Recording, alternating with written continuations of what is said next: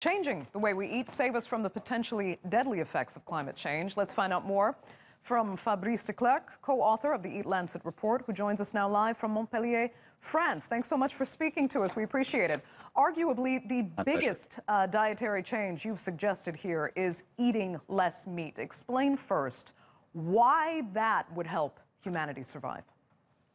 Yeah, so to begin with, the meat recommendation is one that's based on healthy diets. And so we're proposing 100 grams of red meat per week, 200 to 300 grams or 2 to 3 servings of poultry per week, and 200 to 300 grams of 200 to 400 grams of fish per week. So again, 2 to 4 servings of fish. And that's simply for health reasons. Particularly in the Western world, this represents a significant reduction. Other parts of the world, it represents either maintaining status quo or increase. But for Western world in particular, it's quite a dramatic reduction. We're over-consuming meat by 5 to 6 times, particularly in the U.S. And the production of meat, we've been reading, is also detrimental to the environment as well, is it not? There are ways of producing meat that are quite compatible with the environment, but we call that if we're going to be able to feed 10 billion with zero land expansion by 2050, in order to maintain climate, in order to maintain biodiversity, that the conversion of natural ecosystems, forests for grain production, animal production, really needs to be called into question. So we encourage sustainable practices in grasslands and rangelands, but really are urging the livestock community to put or redouble their efforts in improving production practices. So how hard will it be to get people to actually listen to the warnings and the suggestions that you've issued here? It's certainly a significant challenge, but the warning is if we all move towards a Western diet, it's going to take twice as much land and it's going to emit 75% more greenhouse gas emissions. So we don't get the Paris Climate Agreement, we don't get Sustainable Development Goals, and we also increase a rampant public health crisis by continuing to move towards this trajectory of Western diets.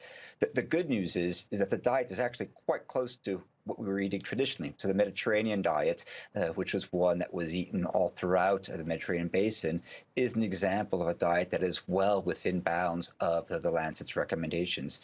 So a lot of it's going back to how we were eating, much more focus on fruits, nuts, and vegetables, and a much more modest consumption of meat.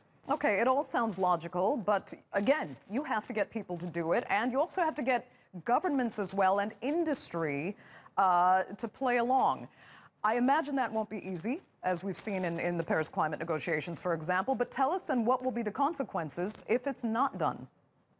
It's a major challenge, and that the first objective of this report is to provide clear science targets for industry, for governments, and for individuals.